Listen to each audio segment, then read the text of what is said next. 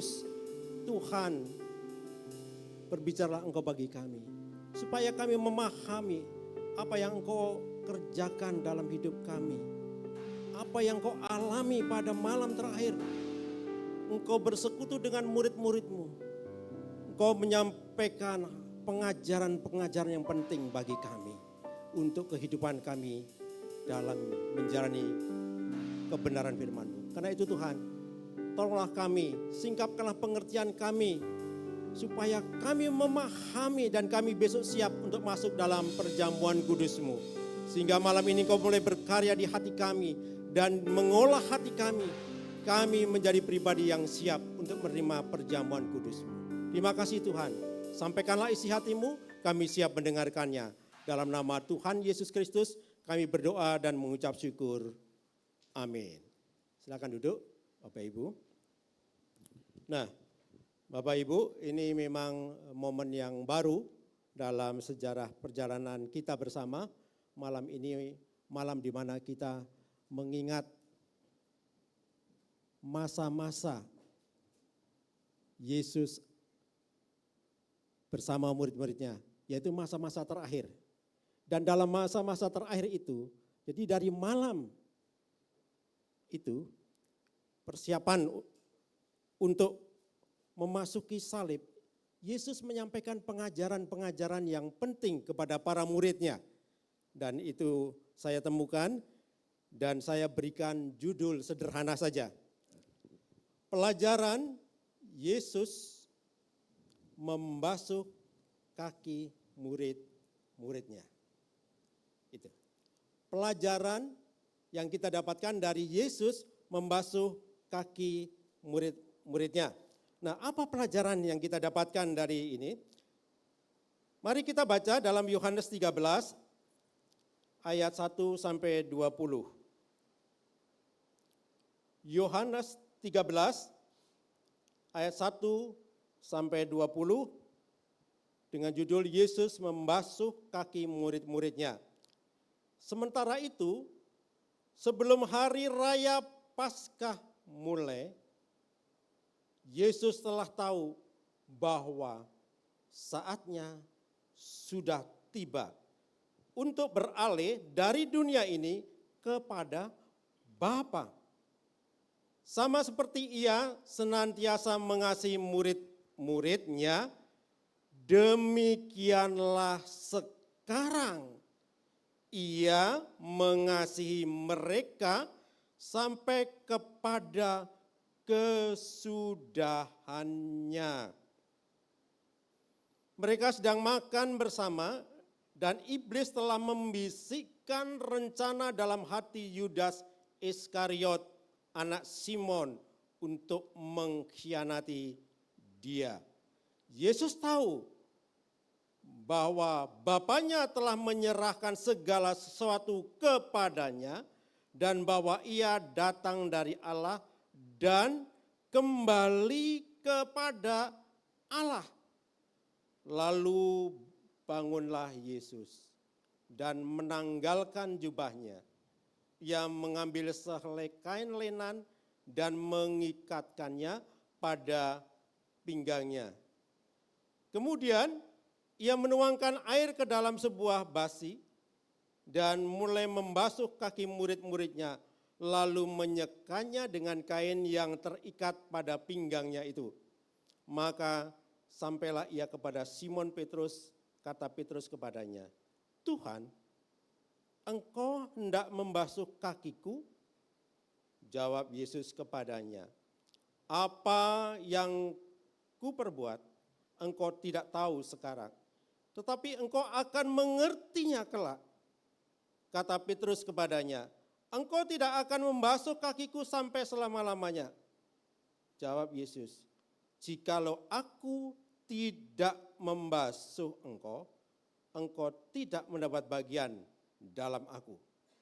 Kata Simon Petrus kepadanya, Tuhan, jangan hanya kakiku saja, tetapi juga tangan dan kepalaku. Kata Yesus kepadanya, barang siapa telah mandi, ia tidak usah membasuh diri lagi selain membasuh kakinya, karena ia sudah bersih seluruhnya. juga kamu sudah bersih, hanya tidak semua. Sebab ia tahu siapa yang akan menyerahkan dia, karena itu ia berkata, tidak semua kamu bersih.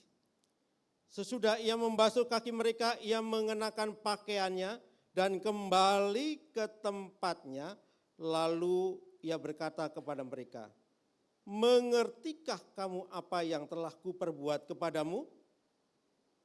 Kamu menyebut aku guru dan Tuhan, dan katamu itu tepat, sebab memang akulah guru dan Tuhan.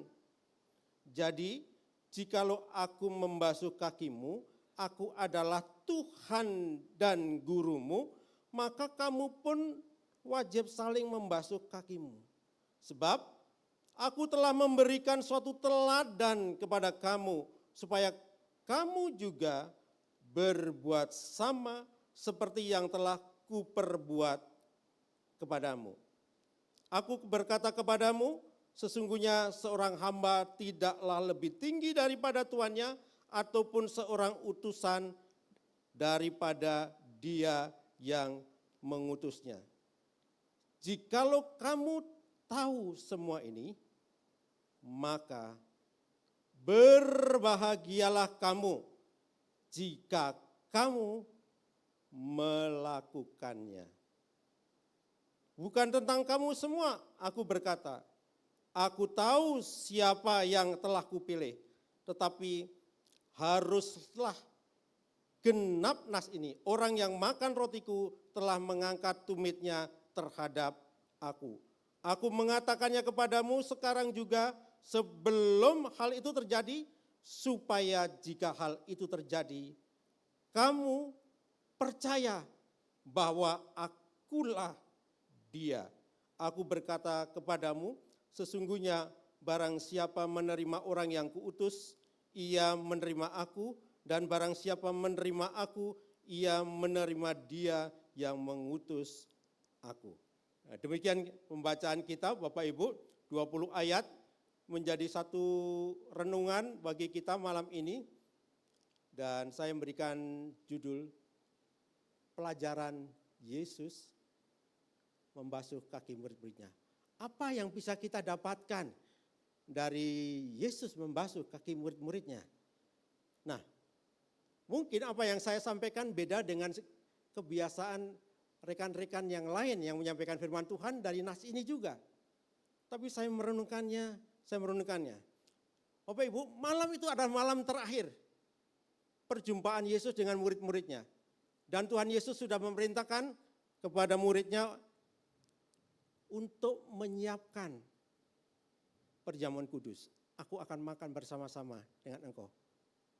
Lalu murid-murid menyiapkan dan terjadilah peristiwa ini.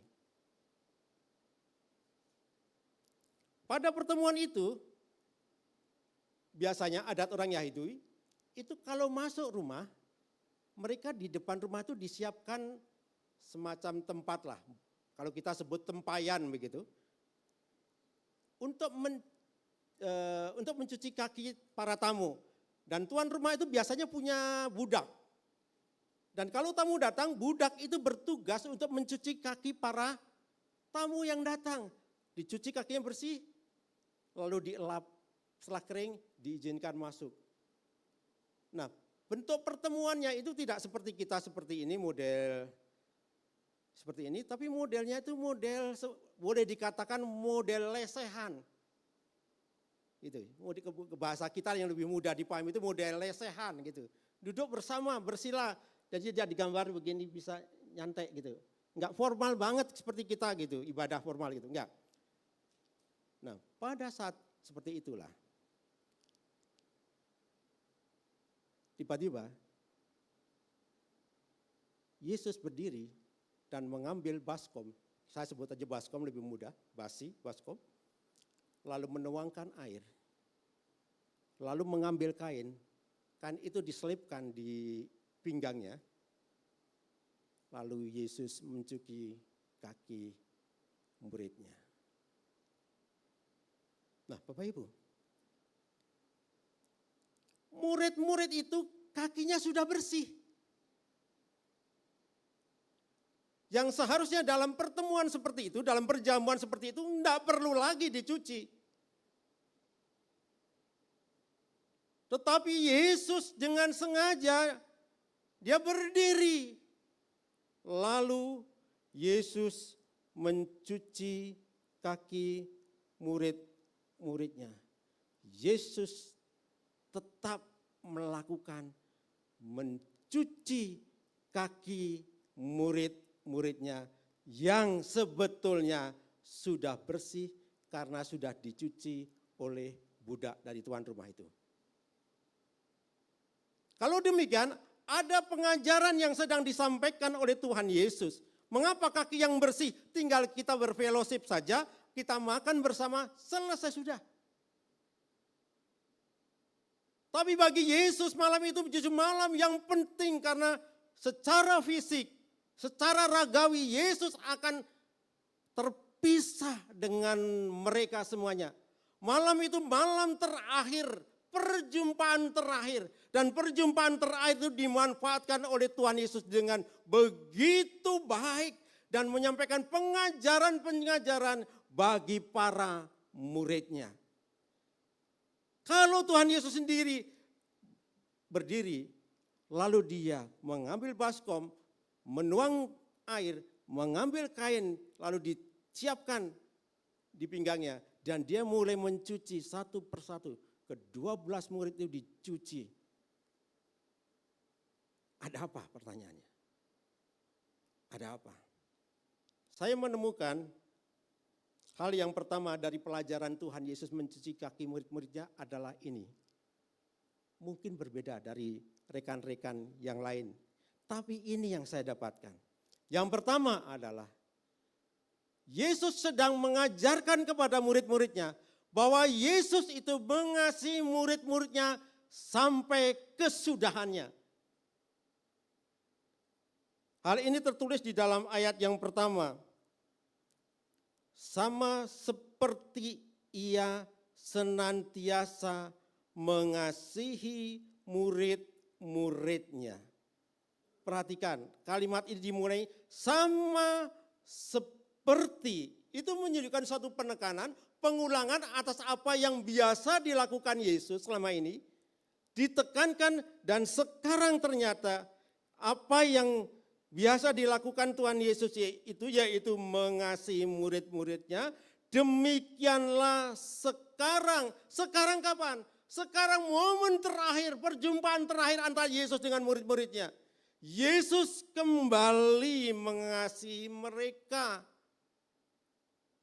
Malam terakhir itu adalah malam di mana Yesus menyatakan kasih-Nya kepada para muridnya. Demikianlah sekarang ia mengasihi mereka sampai kepada kesudahannya.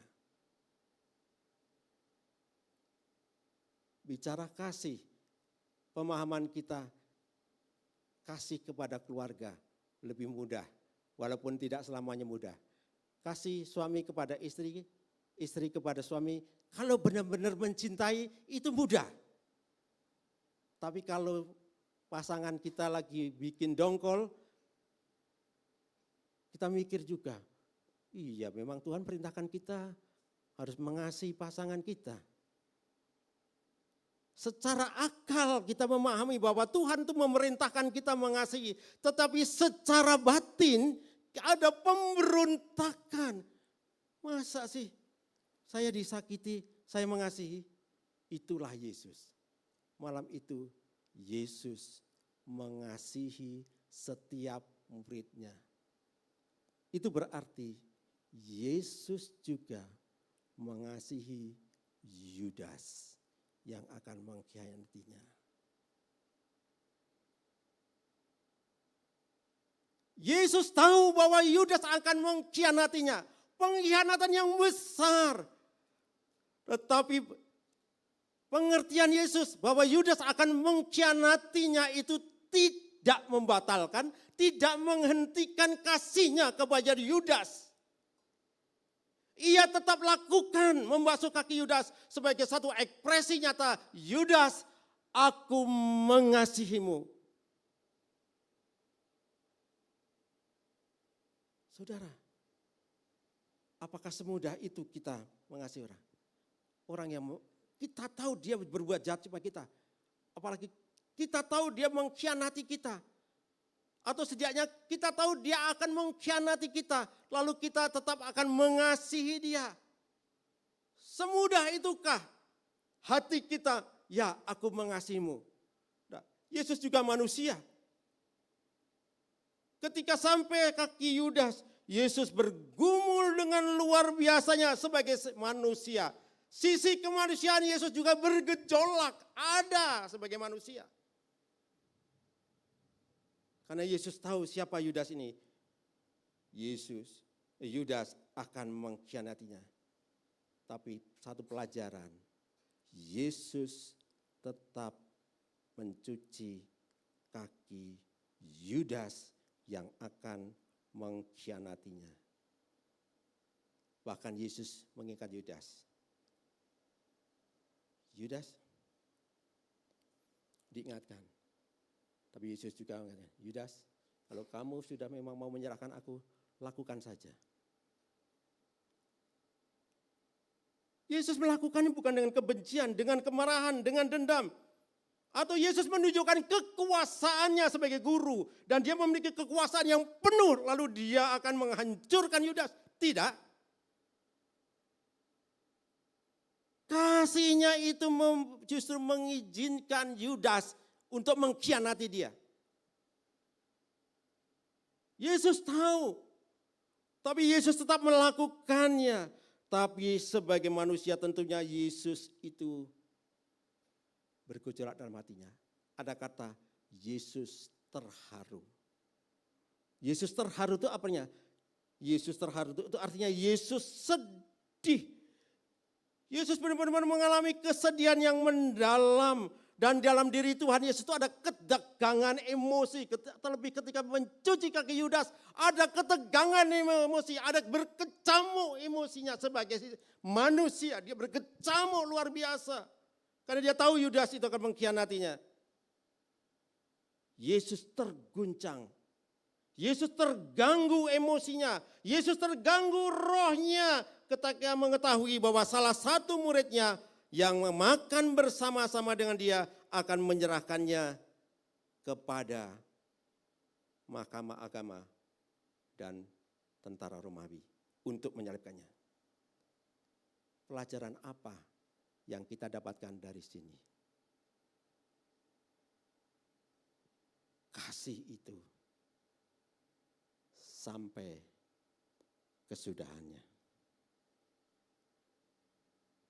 Itu artinya bisa saja begini. Yang pertama, kasih itu sampai kesudahannya, yaitu Yesus mengasihi murid-muridnya, termasuk mengasihi Yudas, sampai kesudahan, sampai malam itu. Yesus menunjukkan tanggung jawabnya malam itu. Sebelum Yesus mati, dia menunjukkan bahwa aku mengasihi engkau. Tapi pemahaman yang lain juga bisa ditarik lebih jauh. Kasih kesudahannya ya memang sampai selama-lamanya. Bapak Ibu, kita sering berpikir yang mengkhianati Yesus itu Yudas. Tapi baca baik-baik Alkitab. Yudas memang mengkhianati Yesus. Yudas memang menjual Yesus dengan 30 keping perak. Tapi sebetulnya bukan Yudas. Petrus diingatkan juga. Petrus, sebelum ayam berkokok. Ayam berkokok pagi hari, itu malam hari. Jadi jarak malam sampai pagi hari. Engkau telah mengingatkan aku 3 kali. Dan itu terjadi. Petrus mengkhianati Yesus 3 kali. Apakah Yudas dan Petrus? No. Ternyata ketika para murid melihat bahwa Yesus itu ditangkap, Yesus dirajam, Yesus disiksa, Yesus itu mengalami penderitaan yang luar biasa. Semua murid lari. Tidak ada seorang pun yang berani mendekati Yesus. Artinya murid-murid itu lari meninggalkan Yesus. Murid itu setuju atau setidaknya murid itu membiarkan tentara Romawi, mahkamah agama mengadili Yesus, menyiksa Yesus habis-habisan. Itu juga bentuk pengkhianatan.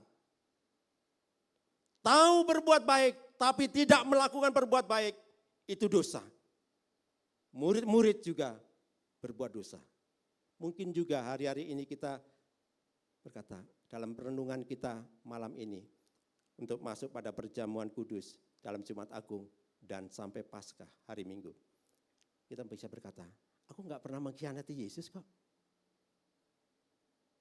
Aku baik-baik saja. Ibadah jalan terus.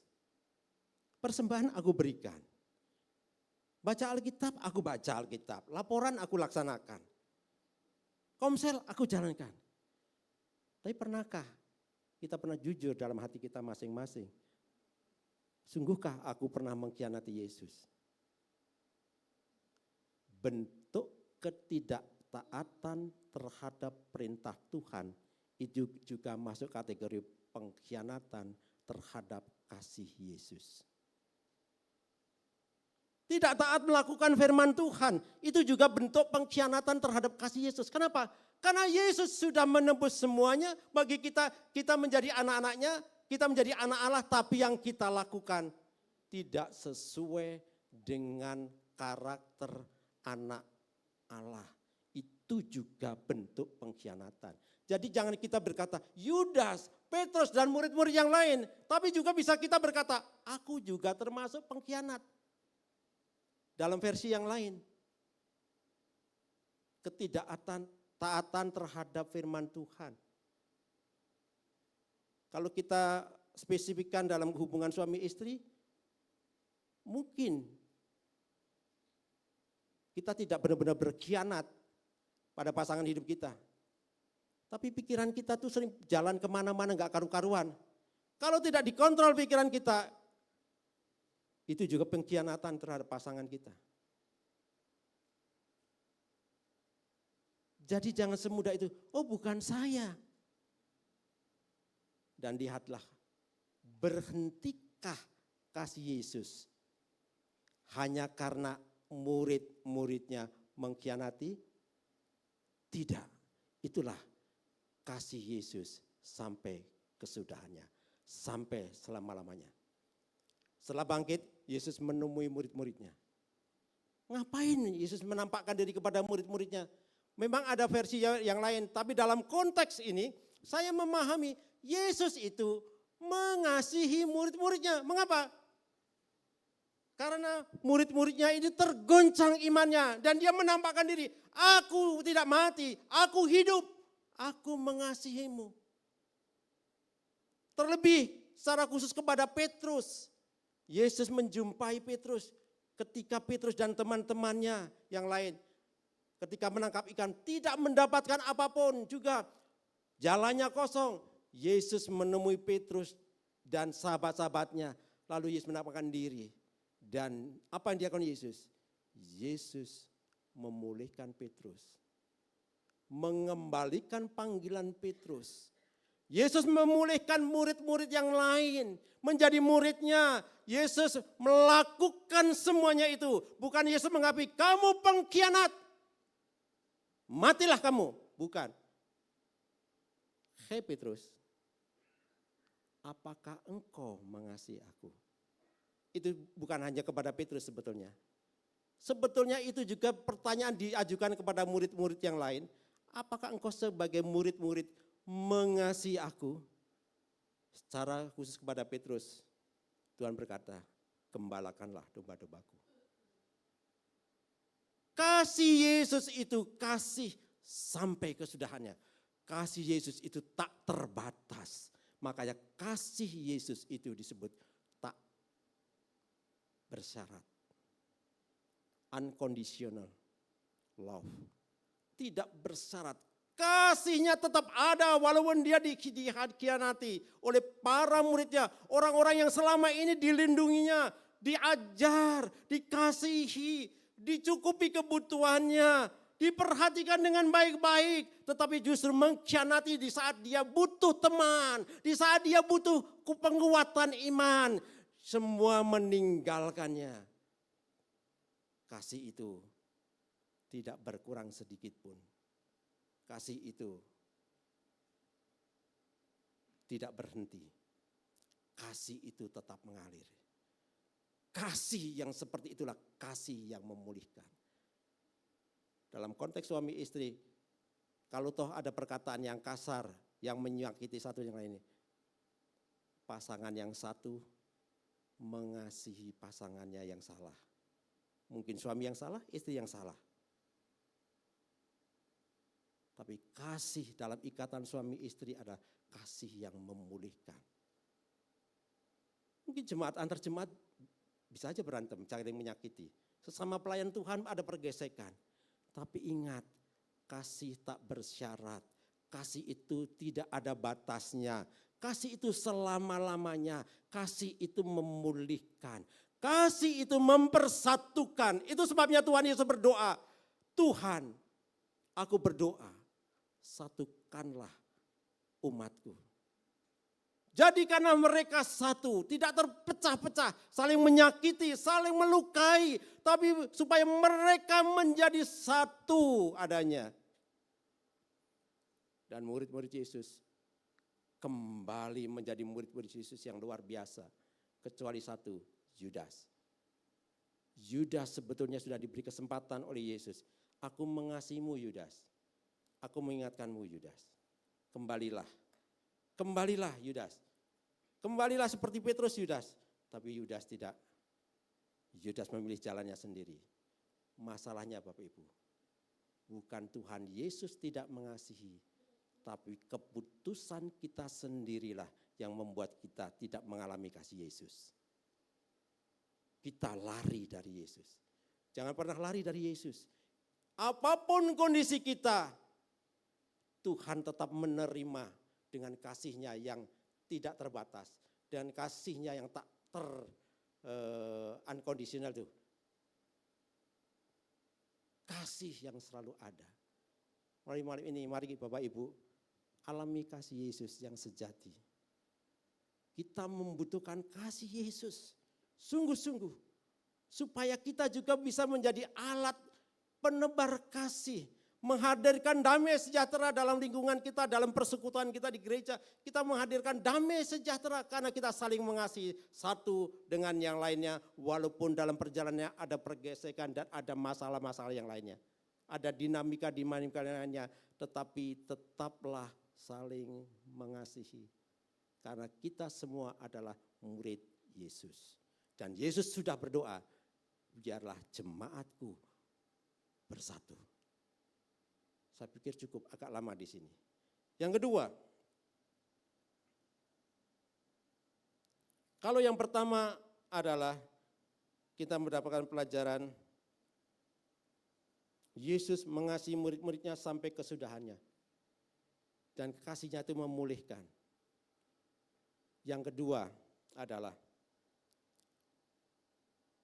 pemimpin sejati adalah pribadi yang memiliki hati seorang hamba. Pemimpin yang sejati adalah pribadi yang memiliki hati seorang hamba. Bagaimana kaitannya dengan itu? Mari Bapak Ibu kita membaca firman Tuhan lebih dulu di dalam Lukas 22. Lukas 22 ayat 24 dan seterusnya.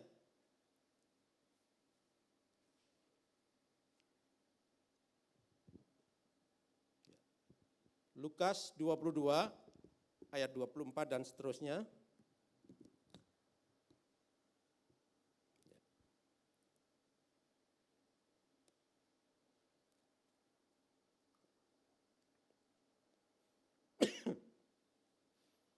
Dalam bagian ini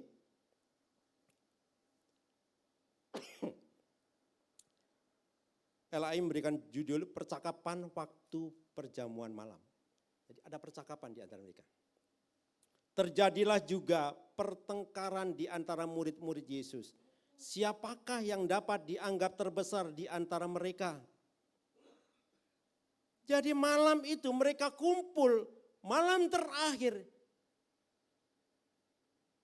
Sebelum Yesus mencuci kaki muridnya, itu sebabnya Yesus bangkit.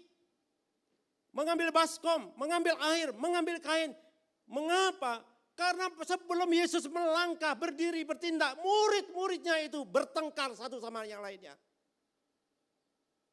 Murid-muridnya tidak peka bahwa Yesus itu sedang bergumul. Besok dia akan naik di atas kayu salib.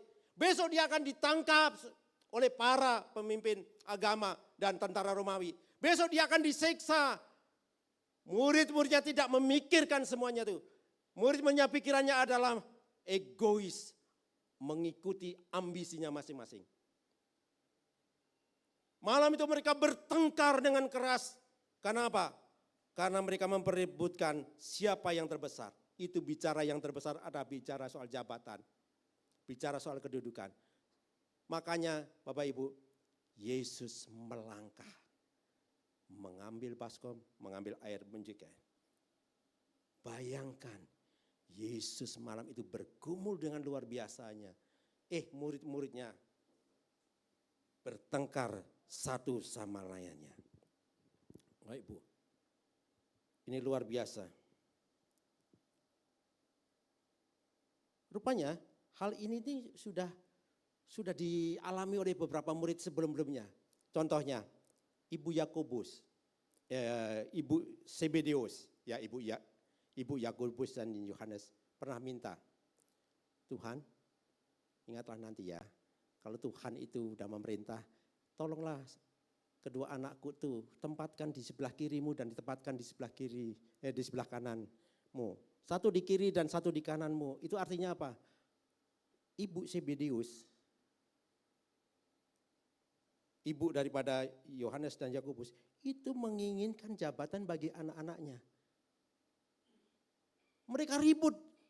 Itu selama 3,5 tahun sampai malam itu juga masih ribut. Siapa yang terbesar? Siapa yang berhak menduduki jabatan, kedudukan tertentu? Ributlah mereka semuanya. Mengabaikan perasaan Yesus. Yesus sedang berkecamuk, bergejolak. Satu sisi Yesus terharu terhadap sikap Yudas. Ada pergolakan dalam batinnya. Tapi juga dia sedang ada pergolakan, besok dia akan ditangkap, disiksa, dihina, dikerjain habis-habisan oleh manusia.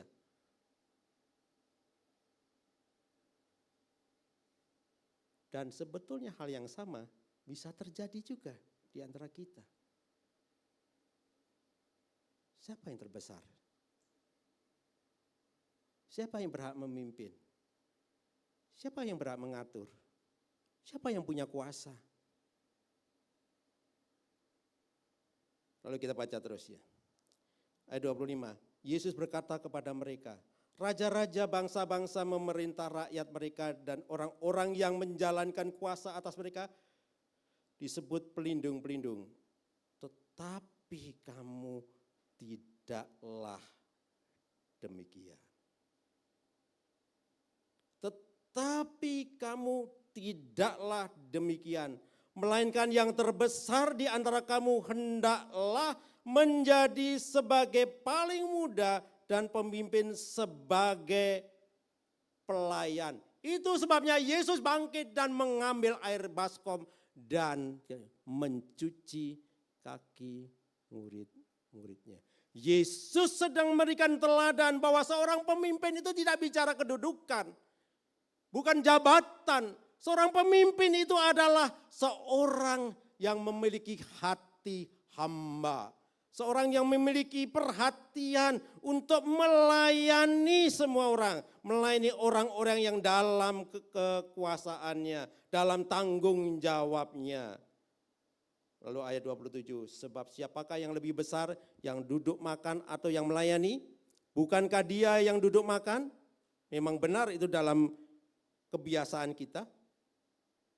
Secara sekuler demikianlah yang terjadi. Tetapi aku ada di tengah-tengah kamu sebagai pelayan. Itu sebabnya Yesus mencuci kaki murid-muridnya. Kamulah yang tetap tinggal bersama-sama dengan aku dalam segala pencobaan yang aku alami. Dan aku menentukan hak-hak kerajaan bagi kamu. Sama seperti Bapakku menentukannya bagiku. Bahwa kamu akan makan dan minum semeja dengan aku di dalam kerajaanku. Dan kamu akan duduk di atas tahta untuk menghakimi ke-12 suku Israel. Kekuasaan itu ada di dalam tangan Yesus, bukan di dalam tangan murid-muridnya. Karena itu kekuasaan atau siapa yang terbesar tidak perlu diributkan. Fokus bukan pada jabatan atau kedudukan, fokus pada apakah aku memiliki hati seorang pelayan, seorang hamba, seorang doulos. Maka ada yang disebut leadership servant atau juga servant leadership. Pelayanan, kepemimpinan, kehambaan. Seorang pemimpin adalah seorang hamba.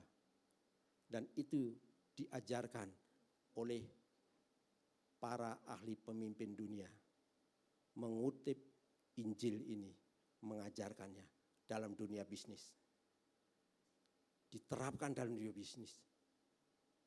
Pemimpin adalah seorang hamba. Dari mana? Dia mengambil dari kebenaran Injil ini. Bapak Ibu, jadi masalahnya kita bukan pengen jadi bos. Tapi apakah kita rela jadi jongos?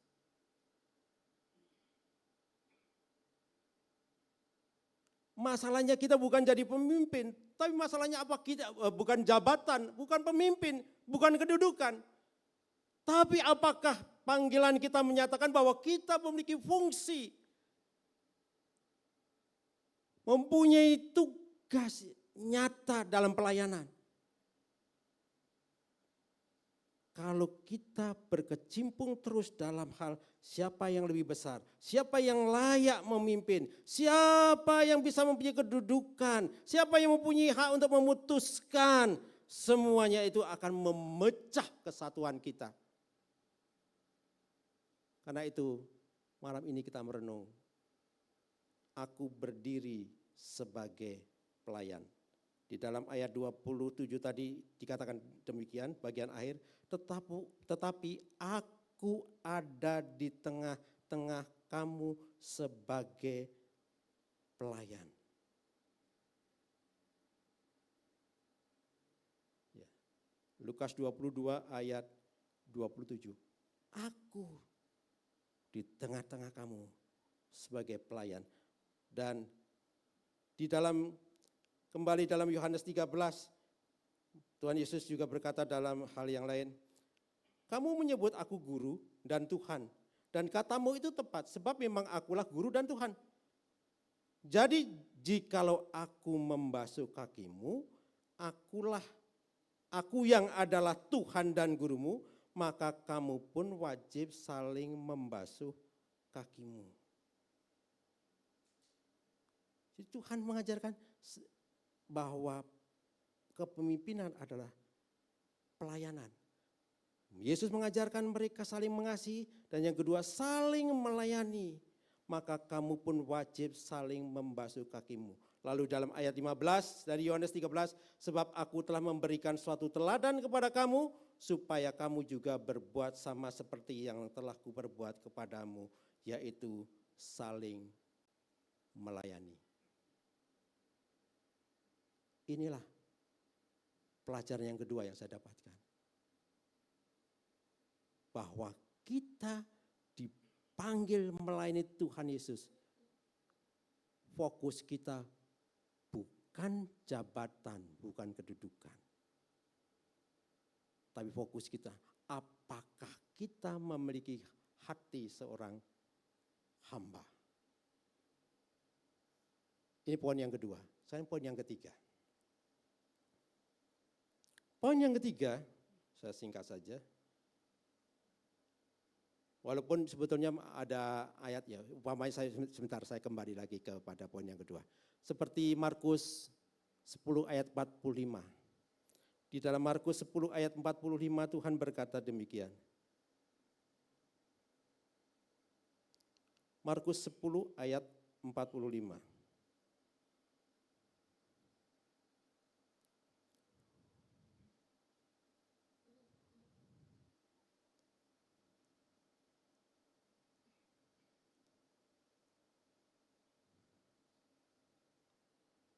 Oke ya. Karena anak manusia juga datang bukan untuk dilayani, melainkan untuk melayani. Dan untuk memberikan nyawanya menjadi tebusan bagi banyak orang. Dan itulah Yesus. Dia melayani sampai tuntas. Kasihnya adalah kasih sampai kesudahan. Kasih yang tak terbatas. Kasih yang tidak bersyarat. Kasih sampai selama-lamanya tetap mengasihi. Maka pelayanannya adalah pelayanan yang terus ia berikan sampai selama-lamanya. Yaitu sampai kalau perlu menaruhkan nyawanya. Melainkan. Baik, sekarang kita kembali kepada poin yang ketiga. Poin yang ketiga adalah Yesus sedang mengajarkan kepada kita bahwa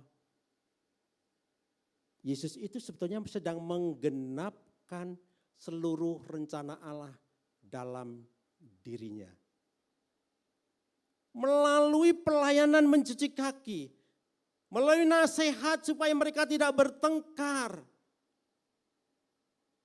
Yesus melayani mereka.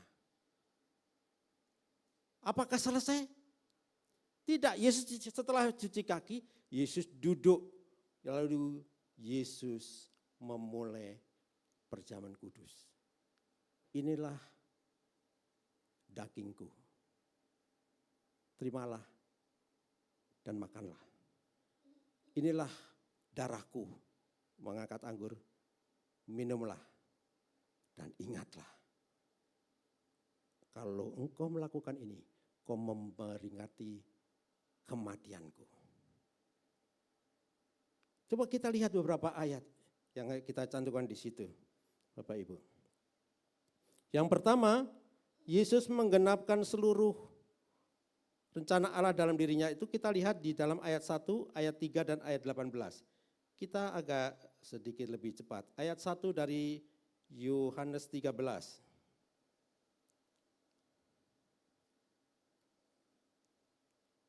Sementara itu sebelum hari raya Paskah mulai, Yesus tahu bahwa saatnya sudah tiba. Yesus tuh tahu saatnya sudah tiba. Saatnya apa? Saatnya karya keselamatan itu digenapkan dalam dirinya dan besok dia siap tergantung di atas kayu salib. Semua nubuatan perjanjian lama, semua rancangan Allah tentang karya keselamatannya melalui nabi-nabi, melalui tokoh-tokoh Alkitab itu sekarang digenapkan, disempurnakan melalui diri Tuhan Yesus Kristus, melalui dirinya. Dia tahu saatnya sudah tiba bahwa dia akan beralih dari dunia ini melalui peristiwa kematian sebagai manusia dan dia akan bangkit dan pada saatnya dia akan naik ke surga. Kembali ke Bapa. Itu dia tahu. Jadi Yesus itu dari awal tahu bahwa memang dia lahir untuk menderita. Yesus tahu bahwa ia akan disiksa. Yesus tahu bahwa dia akan dipermalukan habis-habisan. Yesus tahu bahwa dia lahir untuk dikhianati, ditinggalkan oleh murid-muridnya. Dia tahu. Yesus tahu juga bahwa dia lahir, dia akan disebut orang yang terkutuk karena tergantung di atas kayu salib. Yesus tahu. Pernah seorang hamba Tuhan dalam khotbahnya menyampaikan demikian dan itu menjadi catatan buat saya. Kalau Anda tahu Anda lahir akan mengalami sakit penyakit, Anda lahir akan dikhianati. Anda lahir akan dipermalukan. Anda lahir akan ancur-ancuran. Pertanyaannya, apakah Anda menikmati hidup Anda? Yesus secara khusus setelah 30 tahun dalam usia orang Yahudi, 3,5 tahun melayani, Yesus tahu. Tapi Yesus tetap menikmati panggilan hidupnya. Ia fokus pada kehendak Bapa. Berkali-kali Yesus, aku melakukan ini karena aku melakukan kehendak Bapakku. Artinya apa? Yesus menikmati kehidupannya. Sekalipun dia tahu bahwa dia akan dipermalukan, dikhianati, dia akan menderita, dia akan tergantung di atas kayu salib sebagai orang yang dianggap berdosa. Dia menikmati, dia jalani kehidupannya dengan begitu baiknya. Kenapa? Karena ia memang lahir untuk disalib.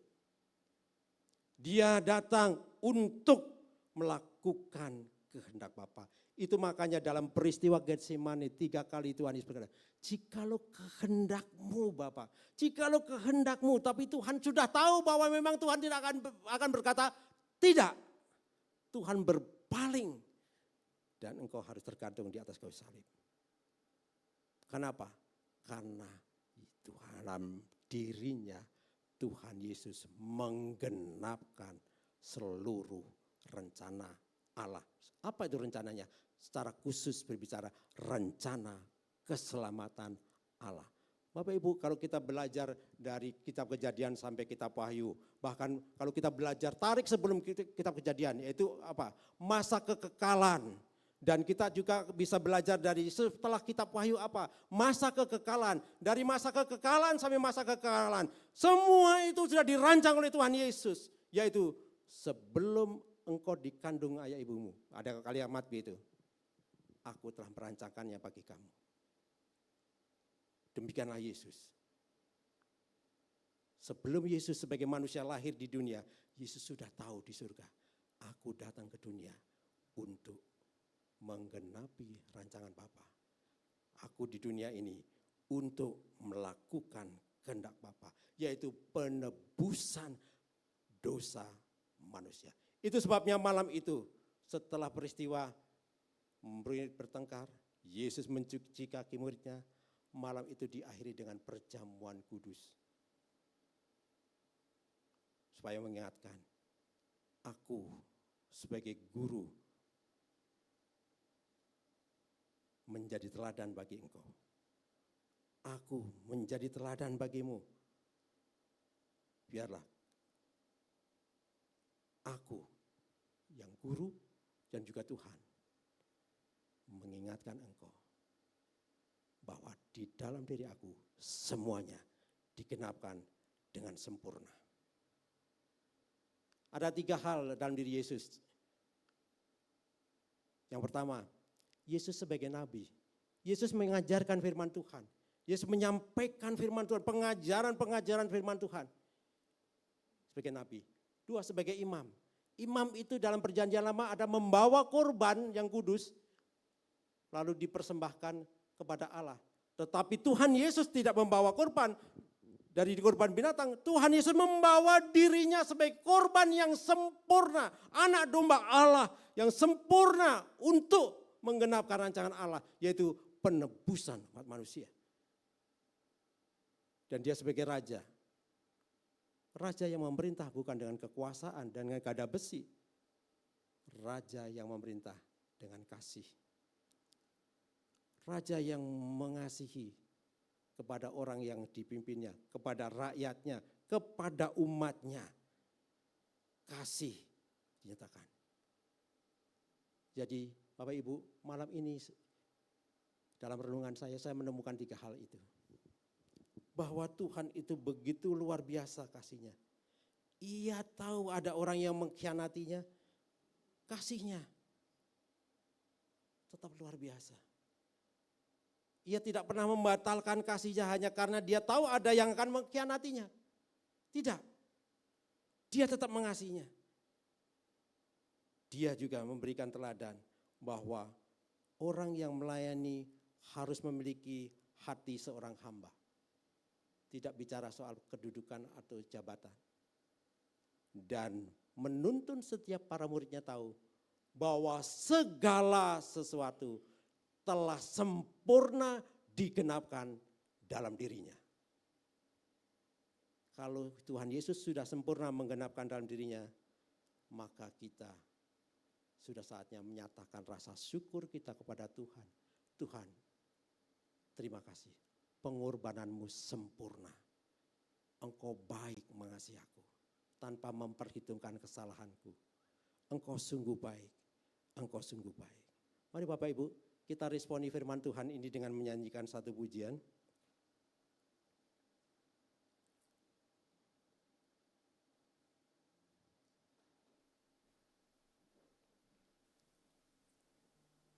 Bapak Ibu duduk saja, kita nyanyikan pujian. Ku datang dengan syukurku, membawa kerinduanku. Yesus, inginku menyembah, menyenangkanmu.